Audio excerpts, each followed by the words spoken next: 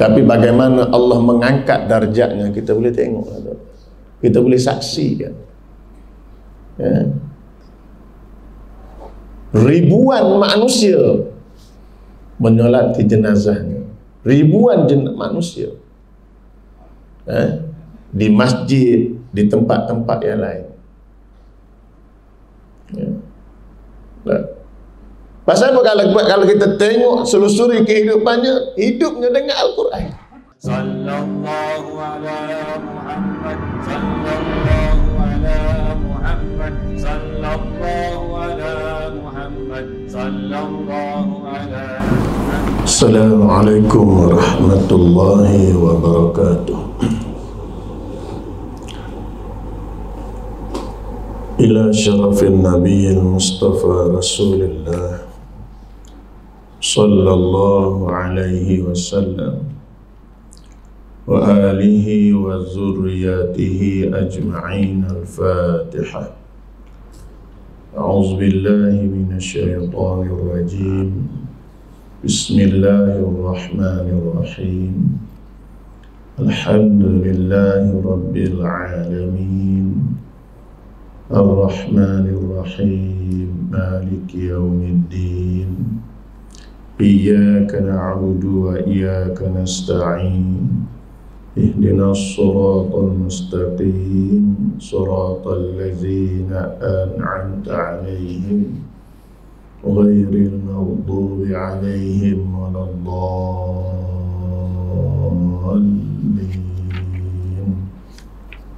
Amin. Alhamdulillah, alhamdulillahi rabbil alamin, wal 'aqibatu lil muttaqin, wala 'udwana illa 'alal zalimin. Asyhadu an la ilaha illallah wahdahu la syarika lah, wa asyhadu anna Muhammadan 'abduhu wa rasuluh. Allahumma salli ala Sayyidina Muhammad wa ala ali Sayyidina Muhammad kama sallaita ala Ibrahim wa ala ali Ibrahim wa barik ala Sayyidina Muhammad wa ala ali Sayyidina Muhammad kama barakta ala Ibrahim wa ala ali Ibrahim fil alamin innaka Hamidum Majid. Rabbi shrah li sadri wa yassir li amri wahlul 'uqdatam min lisani yafqahu qawli. Allahumma iftah alaina hikmataka وانشر علينا من خزائن رحمتك يا أرحم الراحمين. رب يسر ولا تعسر، ربي تمم بالخير. لا حول ولا قوة إلا بالله العلي العظيم. لا حول ولا قوة إلا بالله العلي العظيم. لا حول ولا قوة إلا بالله العلي العظيم. Ayyuhal ikhwatul muslimun, ittaqullah. Usikum wa iyaya bitaqwallah, faqad fazal muttaqun. Qala Allah ta'ala fi kitabihil karim, a'udzu billahi minasy syaithanir rajim. Bismillahirrahmanirrahim. Qul huwallahu ahad, Allahus samad. Lam yalid wa lam yulad wa lam yakul lahu kufuwan ahad. Shadaqallahul azim. Alhamdulillah. Pertamanya marilah kita sama-sama merafakkan rasa syukur kehadirat Allah Subhanahu wa taala atas limpahan rahmatnya, curahan taufik dan hidayahnya, dapat kita hadir bersama-sama untuk mendirikan perintah Allah Subhanahu wa taala. Mudah-mudahan ianya digolongkan oleh Allah Subhanahu wa taala sebagai amal ibadah yang diterima di sisinya. Selawat dan salam ke atas junjungan besar Nabi Muhammad sallallahu alaihi wasallam, seluruh ahli keluarga baginda, para sahabat baginda, pada kedua ibu bapa kita dan para alim ulama. Kita berdoa mudah-mudahan dengan rahmat Allah yang maha luas diampunkan dosa-dosa mereka, dipermudahkan segala urusan mereka, dikurniakan kepada mereka kehidupan yang sejahtera di dunia ini dan khususnya di negeri akhirat. Alhamdulillah, muslimin dan muslimat yang dirahmati oleh Allah Subhanahu wa taala. Bertemu lagi kita pada sesi ini. Mudah-mudahan pertemuan kita ini pertemuan yang dirahmati dan diberkati oleh Allah Subhanahu wa taala. Muslimin dan muslimat yang dirahmati Allah Subhanahu wa taala. Allahumma salli ala Sayyidina Muhammad wa ala ali Sayyidina Muhammad. Allahumma ighfir lana dhunubana wa liwalidina warhamhuma kama rabbawna shighara wa li jami'il muslimina wal muslimat wal mu'minina wal mu'minat bi rahmatika ya arhamar rahimin. Dalam kehidupan kita sebenarnya telah pun direncanakan oleh Allah Subhanahu wa taala. Cumanya lebih laginya ialah ada sedikit keperluan ataupun usaha yang perlu kita nyatakan dengan bersungguh-sungguh. Kerana pada hakikatnya, dasarnya, kita orang yang beriman ini sebenarnya telah yakin dengan seyakin-yakinnya bahawa kehidupan yang kita sedang jalani ini pasti ada kesudahannya, akan ada pengakhirannya, dan kita akan diuruskan oleh saudara-saudara kita sebagaimana yang dikehendaki oleh syarak. Setelah itu kita akan dimasukkan oleh saudara mara kita, anak-anak kita ke satu tempat yang sangat sempit. Cukup-cukup badan kita sahaja tempat itu. Setelah selesai daripada itu, kita akan ditinggalkan oleh mereka. Sayang macam mana mereka sekalipun kepada kita, kita akan ditinggalkan. Mereka akan meninggalkan kita. Dan tinggallah kita bersorangan di rumah yang sangat kecil, sangat sempit pada pandangan zahirnya. Begitulah juga tuan-tuan muslimin dan muslimat yang dirahmati oleh Allah Subhanahu wa taala. Kita sayang sangat dunia ini. Kita sayang sangat dengan apa yang kita miliki ini. Kita sayang isteri kita. Kita sayang pada mak ayah kita.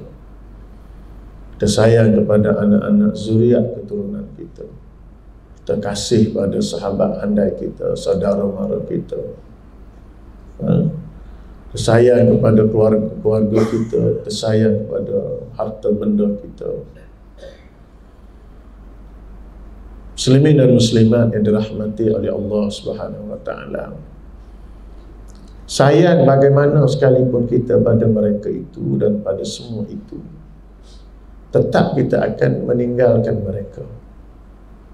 Apabila Allah Subhanahu wa taala telah memutuskan pada sekian-sekian masa, tidak ada satu pun yang boleh menghalang ketetapan dan keputusan Allah Subhanahu wa taala. Bila kita sedar kehidupan kita ini bukan kehidupan yang kekal di atas muka bumi Allah Subhanahu wa taala ini, Dan Allah Subhanahu wa taala telah pun sebut, telah berikan peringatan kepada kita melalui junjungan besar Nabi Muhammad sallallahu alaihi wasallam.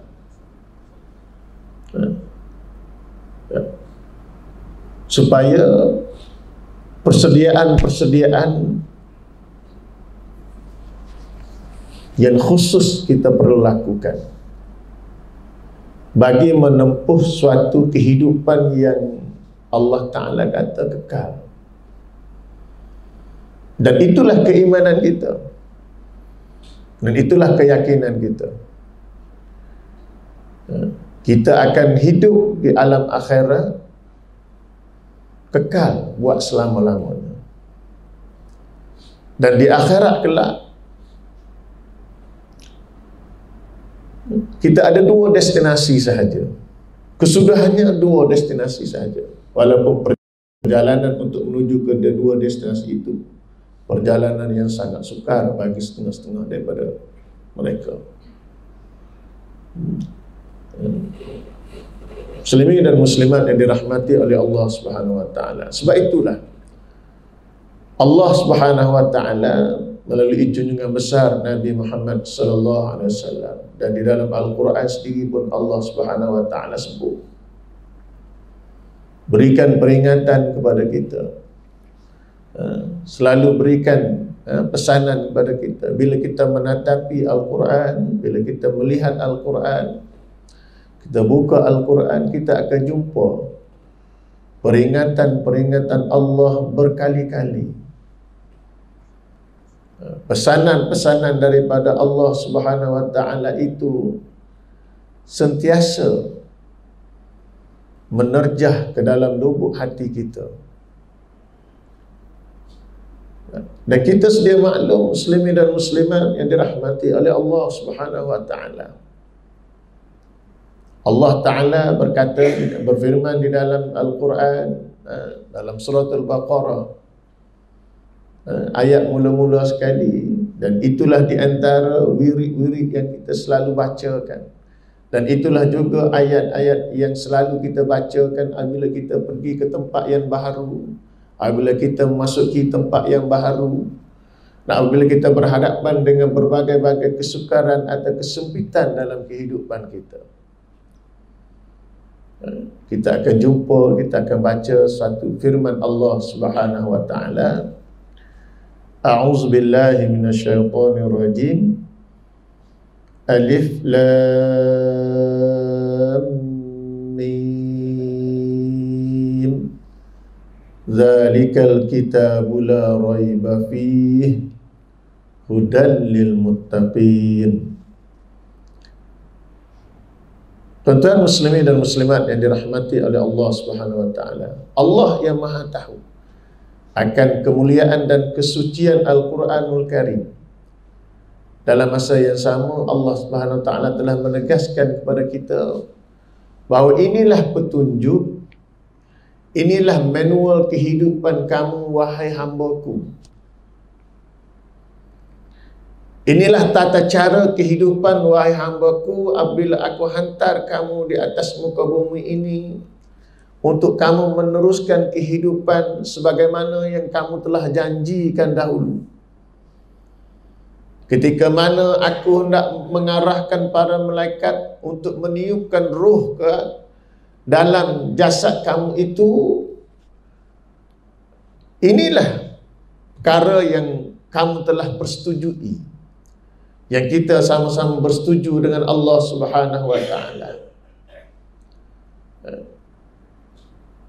Menjadikan Al-Quranul Karim itu sebagai satu panduan kehidupan, menjadikan Al-Quran itu sebagai petunjuk dalam kehidupan kita, dalam urusan bicara kita, dalam urusan pergaulan kita, dalam urusan kira bicara kita di pasar, kira bicara kita di padang permainan, kira bicara kita dalam rumah tangga kita. Ini perjanjian kita, ini komitmen kita kepada Allah Subhanahu wa taala, dan adalah lebih kepada diri kita sendiri. Sebab ini merupakan makanan kepada kerohanian kita, makanan kepada fizikal kita.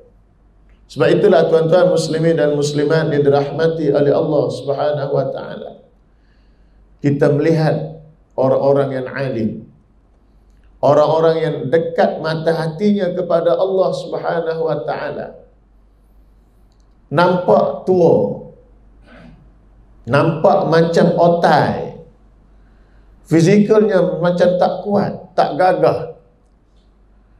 Tetapi apabila didengarkan kepada mereka tentang ayat-ayat Allah Subhanahu wa taala, dan tu juga kita melihat kekuatan fizikalnya, kita melihat semangatnya begitu tinggi. Itu kita tengok fizikalnya. Kita tak boleh nak bayangkan tuan-tuan muslimin dan muslimat yang dirahmati oleh Allah Subhanahu wa taala, bagaimana kekuatan rohaninya pada ketika itu, pada saat yang sedemikian rupa. Dan ini petunjuk daripada Allah Subhanahu wa taala. Petunjuk ini kita tak boleh nak ambil pada saat-saat mana kita berada dalam kesempitan sahaja. Al-Quran ini bukannya menjadi panduan kepada kehidupan kita pada saat mana kita berada dalam kebutuhan, berada dalam kesengsaraan. Al-Quran adalah merupakan suatu panduan kepada kehidupan kita pada keseluruhannya. Pada saat kita senangnya, pada saat kita lekanya, pada saat kita sempitnya, pada saat kita gagah, kita kuat, pada saat kita lemah. Al-Quran perlu kita jadikan makanan pada setiap hari kita. Tuan-tuan muslimin dan muslimat yang dirahmati oleh Allah Subhanahu wa taala, kita selalu dengar orang berbicara, orang bercakap,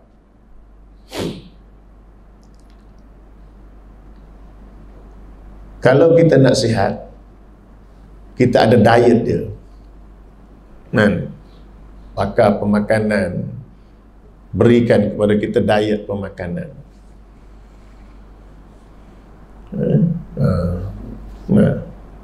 Tak boleh ambil makanan yang banyak lemak. Kalau nasi pun tuan-tuan tidak boleh penuh pinggan. Banyakkan makan sayur, banyakkan makan lauk ikan ke apa ke. Pasal apa? Pasal nak memastikan keadaan fizikal kita itu sentiasa berada dalam keadaan segar dan sihat. Dalam keadaan segar dan sihat. Begitu juga tuan-tuan muslimin dan muslimat yang dirahmati oleh Allah Subhanahu wa taala. Allah yang ciptakan kita, Allah yang jadikan kita ni tuan-tuan. Allah tahu mana kekuatan kita, mana kelemahan kita. Dan Allah bagi tahu, nak kuat begini kamu kena buat. Kuat maksud saya ni ialah kuat itu bagaimana dalam kehidupan kamu boleh memandang kepada kebesaran Allah Subhanahu wa taala. Maksudnya apa dia? Kita diuji dengan kesakitan. Kesakitan itu tidak menghalang kita untuk mentaati perintah Allah Subhanahu wa taala. Kita diuji dengan kemiskinan, kesusahan hidup. Kesusahan hidup itu tidak menghalang kita daripada mengingati Allah Subhanahu wa taala.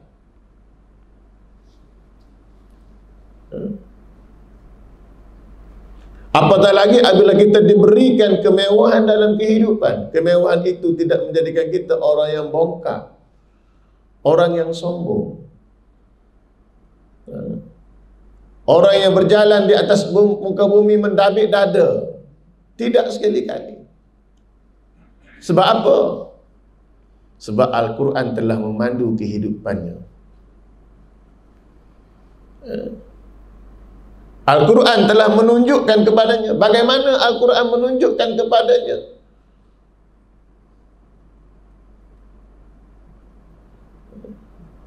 Bagaimana Al-Quran telah memandu kepada kehidupannya?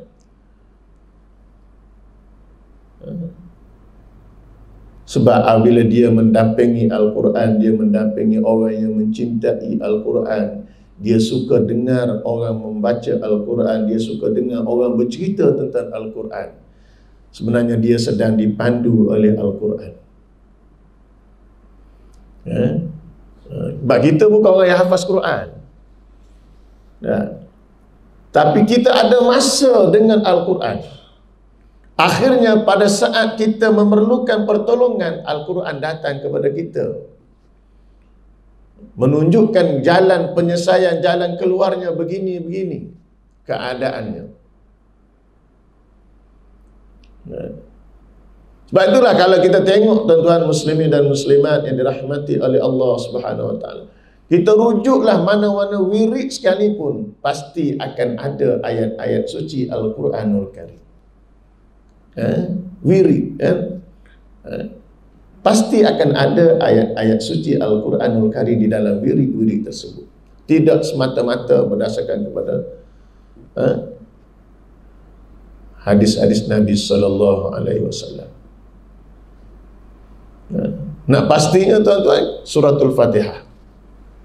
Nak pastinya suratul Fatihah. Cuma jangan campur. Kalau dalam segi wirid-wirid tertentu ni, jangan campur gaul dengan perkara yang tidak sahih, tidak jelas dari segi asasnya.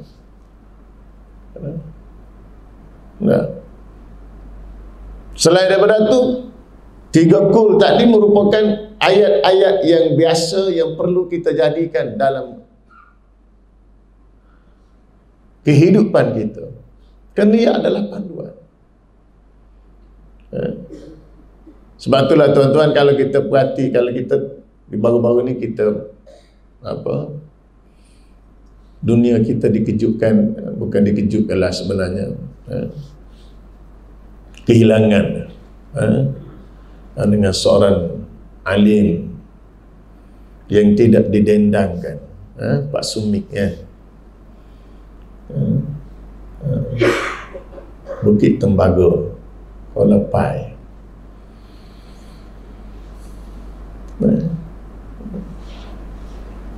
Pada akhir kehidupannya ada sedikit provokasinya, tapi bagaimana Allah mengangkat darjatnya kita boleh tengok, kita boleh saksikan. Ribuan manusia menyolati jenazahnya, ribuan manusia di masjid, di tempat-tempat yang lain. Pasal apa? Kalau kita tengok selusuri kehidupannya, hidupnya dengan Al-Quran, hidupnya dengan Al-Quran. Untuk dia sampai kepada peringkat dia boleh sabar, dia boleh terima, dia boleh hadap dengan segala macam mehnah, segala macam ujian yang didatangkan kepadanya. Awalnya dia menjinakkan dirinya dengan Al-Quranul Karim.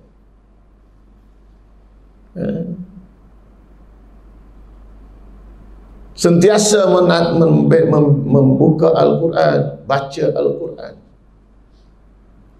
Dan dia pesan kepada anak-anak murid dia, kalau dia tak ada, sedekahkanlah kepadanya suratul Ikhlas 3 kali. Barulah ketika tu kita tengok wall di FB-nya ramai antara anak muridnya yang keluar. Antara pesanan almarhum ialah, bila dia tak ada, bila kamu dengar aku tak ada, bacalah kepada aku suratul Fatihah, suratul Al-Ikhlas 3 kali.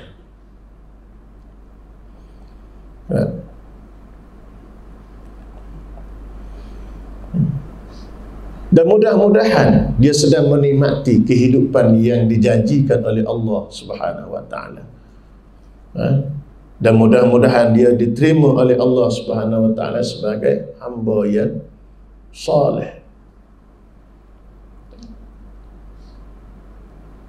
Apa yang saya nak sebutnya, tuan-tuan muslimin muslimat yang dirahmati oleh Allah Subhanahu wa taala, jangan sekali-kali kita rasa sedih dan penat dengan Al-Quran. Sedih bila kalau kita baca Quran, kadang-kadang kita tengok Quran, kita baca Quran, kita berhajat dengan sesuatu benda, kita baca Quran, tiba-tiba baca, tak dapat benda tersebut. Jangan sedih, tuan-tuan. Sebab ada rahsia besar yang Allah sedang nak berikan kepada kita. Perkara yang kita minta tu pada pandangan Allah sangat kecil, sangat tidak memberi maksud yang besar. Untuk Allah mengangkat hidup kita sebagai hamba Allah, sebagai orang yang menjunjung Al-Quranul Karim. Kadang-kadang kita minta begini, kita nak begitu, Allah tak bagi begitu, Allah bagi begini. Dan orang-orang yang seperti ini tidak akan kecewa. Orang yang sebegini dia akan tetap istiqamah. Pasal apa? Pasal dia sentiasa yakin dengan Allah Subhanahu wa taala.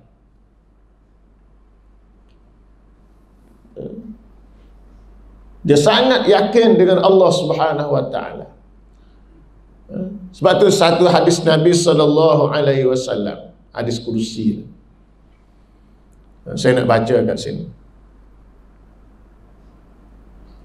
Qala Allah Ta'ala, ana 'inda dhanni 'abdi bi wa ana ma'ahu hina yadhkuruni fa in zakarani fi nafsihi zakartuhu fi nafsi wa in zakarani fi mala'in zakartuhu fi mala'in khairin minhu wa in taqarraba ilayya shibra taqarrabtu ilayhi zira'a wa in taqarraba ilayya zira'a taqarrabtu ilayhi ba'a wa in atani yamshi ataituhu harwalah. Allah Subhanahu wa taala berfirman, aku tentang sangkaan hamba-Ku kepadaku, dan aku sentiasa bersamanya ketika ia mengingatiku. Jika ia mengingatiku dalam dirinya, itu hati, nescaya aku mengingatinya dalam zatku. Masya Allah. Ini barangkali kalau kita nak kata kamil mutakamil ni. Jika ia mengingatiku dalam kumpulan orang ramai. Contohnya kita sekarang ni, tuan-tuan muslimin muslimat yang dirahmati Allah Subhanahu wa taala. Kita sedang membesarkan Allah Subhanahu wa taala. Nescaya aku akan mengikutinya dalam kumpulan yang lebih banyak dari itu. Musabah, tuan-tuan. Sebab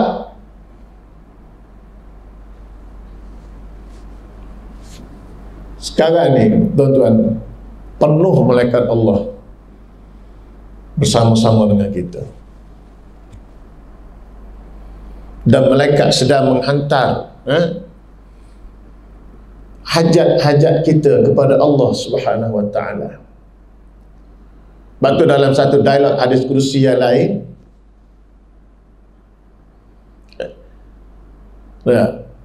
Allah tanya malaikat, bagaimana kalau hamba aku ni tahu, tengok apa yang aku nak beli? Nescaya mereka akan tekun, akan duduk, tak nak balik-balik.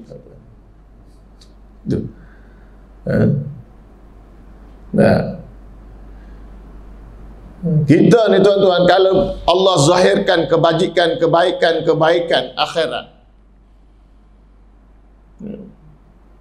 pengsan semua. Sebab kebaikan akhirat tidak boleh dinilaikan dengan sedikit pun kebaikan atas dunia. Kemuliaan di akhirat tidak boleh nak dibandingkan pun dengan apa sahaja yang terbaik di atas dunia ini. Itu.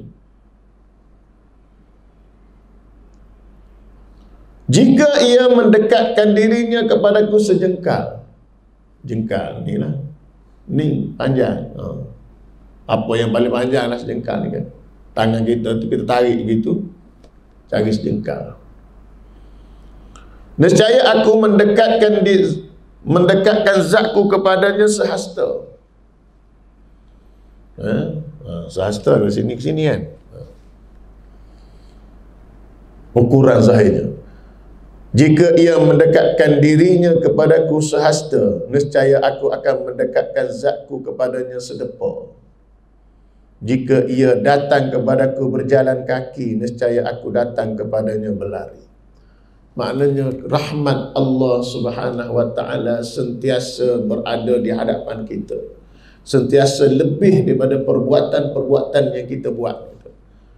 Sentiasa melebihi percakapan-percakapan kita yang kita tuturkan ini, tuan-tuan. Sentiasa mendepani niat-niat yang kita lintaskan di dalam kehidupan kita. Sentiasa ke depan. Maha luas.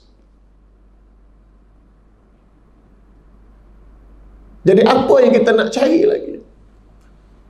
Bila kita mendengar peringatan ini, bila kita mendengar perintah Allah Subhanahu wa taala, sabda Nabi sallallahu alaihi wasallam sebegini. Tidakkah semakin kita rasa kecilnya kita di sisi Allah Subhanahu wa taala? Tidakkah kita ni merasa begitu memerlukan sangat kepada pertolongan dan rahmat Allah Subhanahu wa taala. Sebab apa? Sebabnya ialah kita nak duduk di tempat yang sangat sempit itu, dan tempat itu adalah tempat yang tak pernah kita hidup selama ni. Tak pernah kita duduk di sedikit pun, sekali pun. Walaupun ada setengah-setengah di kalangan para alim ulama ataupun pihak-pihak tertentu yang cuba untuk buat liang lahat itu sendiri. Ada orang-orang yang dulu dia buat macam tu, tuan-tuan. Pasal apa? Pasal dia nak jinakkan hati dia ni. Jinak yang macam mana? Dia rasa lalai dah.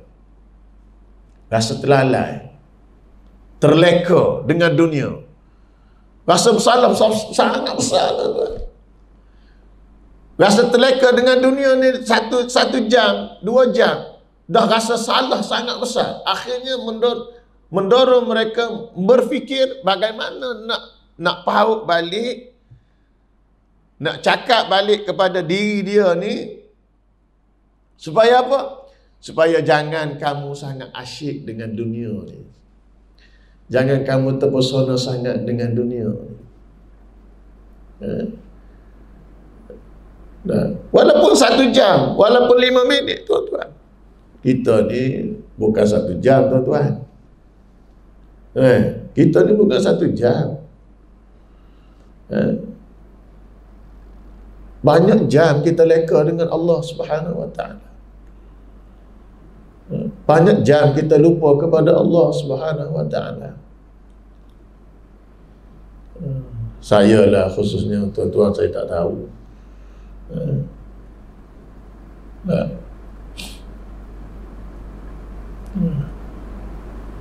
Mata kita sebagai contoh lah. Mata kita tengok apa? Bila kita tengok sesuatu tu, kita dapat apa? Bila kita tengok sesuatu tu, kita dapat apa? Kalau saya tengok kipas, saya dapat tengok kipas dan dapat kipas, maka tak ada apa-apa makna.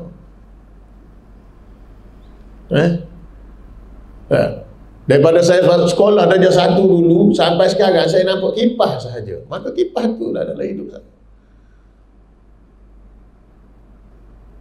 Tak berubah. Kalau tak berubah bukan ilmu, tuan-tuan.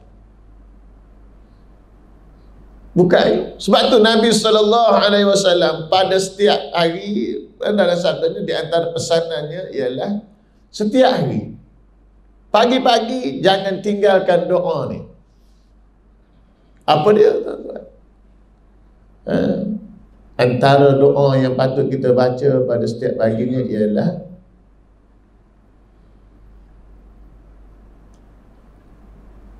berbunyi begini: Allahumma inna nas'aluka ilman nafi'an wa rizqan tayyiban wa amalan mutaqabbala.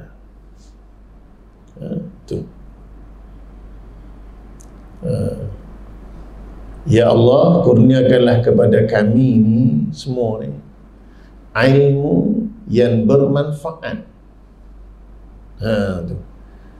Ilmu yang bermanfaat bagaimana? Ilmu yang bermanfaat ni ilmu yang boleh bila dapat sampai kepada Allah. Sampai kepada Allah. Ilmu yang bermanfaat. Mudah ceritanya begitu.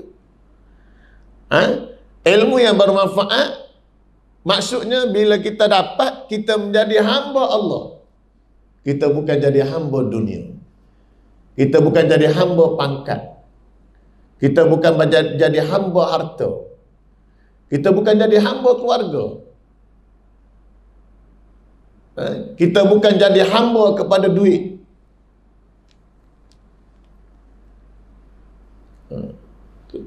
Itu ilmu yang bermanfaat. Ilmu yang bermanfaat, saya ulang, maksudnya ilmu itu sampai kepada Allah.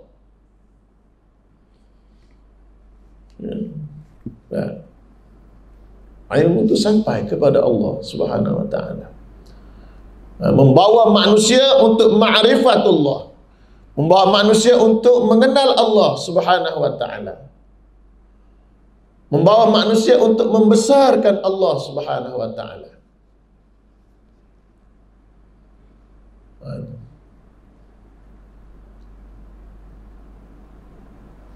Batu dipesan oleh Ustaz Zul Ramli. Dia kata, bila sebut ilmu ni kena sambung sikit, ilmu yang bermanfaat. Jangan kita sebut ilmu sahaja. Terima kasih Ustaz atas ilmu yang diberi. Sebab dia kata apa? Ada hadis yang lain yang menyebutkan Nabi SAW minta kita berlindung, jauhkan kita daripada ilmu yang tidak bermanfaat. Apa dia? Balik doa tadi. Lawan pada doa tadi. Allahumma inna na'udzubika min ilmin la yanfa'. Wahai Allah, aku minta berlindung daripada Engkau, daripada ilmu dengan Engkau, daripada ilmu yang tidak bermanfaat. Wa min qalbin la yakhsha, daripada hati yang tidak khusyuk.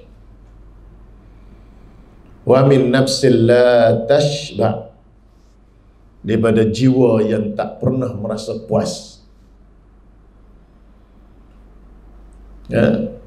Jiwa kita, diri kita, nafsu kita tak pernah rasa puas. Dapat air satu pun tak rasa, Allah air kosong aja. Contoh ni tak masa bersyukur. Tak pernah masa bersyukur. Dapat isteri tak masa bersyukur lagi. Kacau isteri orang lain pula, kacau anak gadis orang lain pula. Tak bersyukur. Dapat isteri yang cantik, dapat isteri yang boleh menyediakan kita pakai, minum, makan, tempat tidur kita. Pergi kacau bini orang pula setengah tu. Bukan orang sini, orang lain.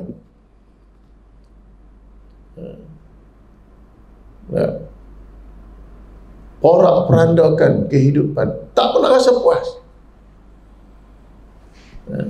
Sedangkan pada ketika sebelum datangnya rumah tangga, terbinanya, terdirinya rumah tangga itu berbagai-bagai kata-kata manis telah dimeterai antara suami dengan isteri. Ya, tu. Dan lain-lain lagi lah. Lepas tu Nabi sebut lagi, amin da'watil la yustajabulah, dan jauhkan kami daripada doa yang tidak dipandang. Doa yang tidak dipandang. Itu tuan-tuan muslimin dan muslimat yang dirahmati oleh Allah Subhanahu wa taala. Nak dapat yang ni, tuan-tuan muslimin dan muslimat yang dirahmati Allah, maka jangan tinggal dasar utama kita, Quran. Jangan tinggal. Jinakkanlah hati kita dengan Al-Quranul Karim, maka insya-Allah Al-Quran adalah hidayah. Al-Quran adalah nur.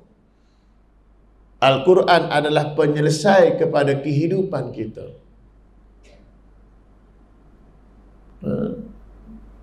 Al-Quran bimbing kita kepada jalan yang pasti, insya-Allah jalan yang benar, jalan yang betul.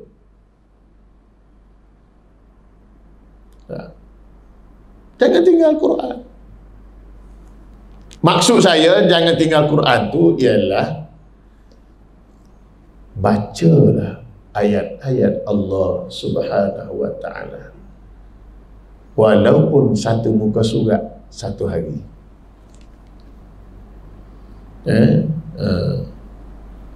Kata almarhum Tuan Guru Datuk Ismail Kamus, kalau kita baca ayat-ayat Allah Subhanahu wa taala 10 ayat satu hari, dia kategorikan kita sebagai orang yang lalai. Orang yang lalai. Tuan-tuan boleh rujuk dalam kitab Indahnya Hidup Bersyariat.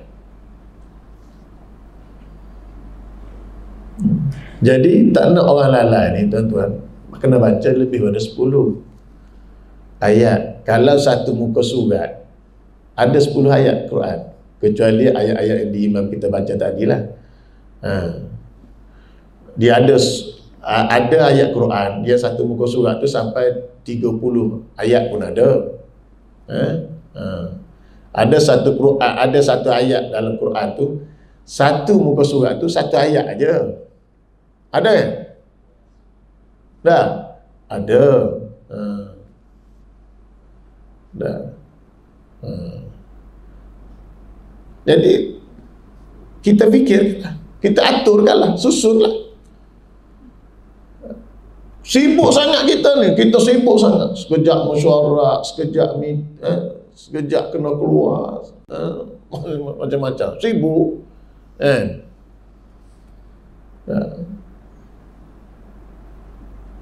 Jadikan Quran basah pada bibir lidah kita. Maka itulah setengah-setengah para ulama menyusun wirid-wirid tertentu untuk kita amalkan. Untuk apa? Untuk orang sibuk. Untuk kita yang sentiasa kata sibuk, tak boleh nak baca Quran. Sibuk sangat. Itu dalam Minhajul Abidin, disebut di antara pengacau kepada urusan pandangan seseorang hamba kepada Allah, disebut 4 perkara: dunia, tahta, nafsu, syaitan. Harta, tahta tu harta. Dunia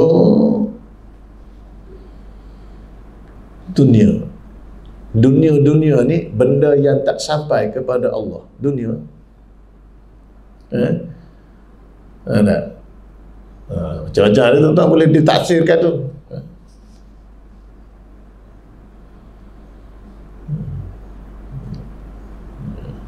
Tuan-tuan muslimin muslimat yang dirahmati oleh Allah Subhanahu wa taala. Jadi marilah kita sama-sama menghiasi hidup kita ini dengan Al-Quranul Karim. Kita minta dengan Allah, wahai Allah, tolonglah aku ya Allah agar aku dapat baca Quran. Baca Quran, dapat memperbaiki bacaan Al-Quran. Tunjukkanlah kepada aku, wahai Allah, guru yang boleh didik aku untuk baca Quran. Nah, ni kita ni menghampiri Ramadan ni. Dah dekat dengan Ramadan ni tuan-tuan. Dah dekat dah menghampiri Ramadan ni. Jadi persediaan kita sekarang. Sebab apa? Dalam Ramadan semua berlumba-lumba nak habis khatam Al-Quran. Baguslah. Bagus. Bukan tak bagus. Tapi 30 tahun dulu lagi kita beramal. Kita dah buat macam tu aja nak habis baca Quran. Nak habis dalam bulan Ramadan ni khatam Quran. Tapi bagaimana kita memelihara hak-hak di dalam Al-Quran itu? Apakah usaha-usaha kita untuk memelihara hak-hak di dalam Al-Quran itu? Hak makhrajnya, hak hukum-hukumnya. Sebanyak mana kita pergi jumpa guru, orang yang bagus baca Quran. Ustaz, boleh tak tolong dengar saya baca Fatihah sekali? Nah.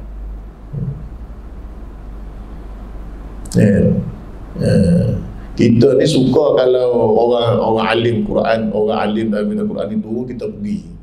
Sebab kita suka pada syahadah tu kan. Kita suka pada sanad dia tu. Bagus, saya tak kata tak bagus.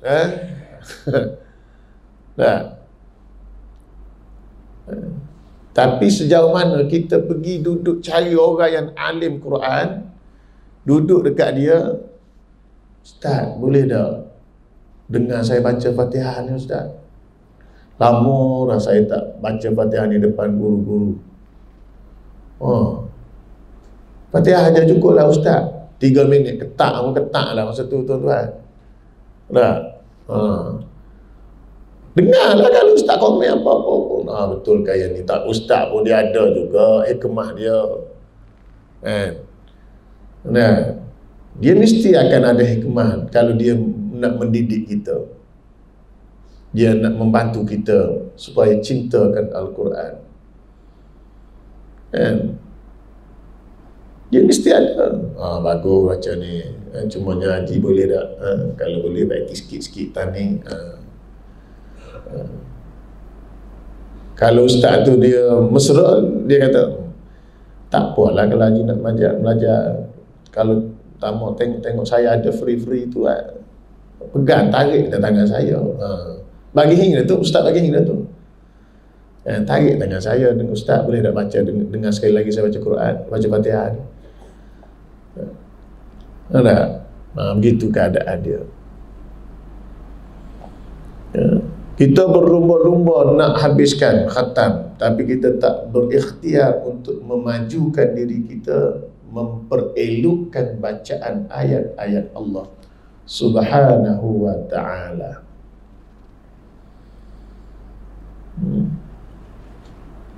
Tuan-tuan muslimin dan muslimat yang dirahmati Allah Subhanahu wa ta'ala, sekarang itulah mudah-mudahan apa yang saya disampaikan ini ada manfaat dan kebaikannya. Mudah-mudahan terjentik hati-hati kita untuk berjinak-jinak dengan Al-Quranul Karim. Mudah-mudahan kita dihimpunkan oleh Allah Subhanahu wa ta'ala bersama dengan ahli-ahli Quran. Mudah-mudahan kubur kita diluaskan oleh Allah, di antaranya dengan rahmat dan barakah Al-Quran. Wassallallahu ala sayyidina Muhammad wa ala alihi wa sahbihi wa barak wa sallam. A'udzubillahi minasyaitonir rajim. Bismillahirrahmanirrahim. Alhamdulillahi rabbil alamin wal 'aqibatu lil muttaqin wa la 'udwana illa 'alal zalimin. La ilaha illa anta subhanaka inna kunna minaz zalimin. Allahumma arinal haqqa haqqan warzuqna ittiba'ah wa arinal batila batilan warzuqna ijtinabah. Allahumma a'inna ala dzikrika wa syukrika wa husna ibadatik. Rabbana zalamna anfusana wa illam taghfir lana wa tarhamna lanakunanna minal khasirin. Rabbana atina fid dunya hasanah fil akhirati hasanah wa qina azaban nar. Wa sallallahu ala sayyidina Muhammad wa ala alihi wa sahbihi wasallam. Alhamdulillahirabbil alamin. Assalamualaikum warahmatullahi wabarakatuh.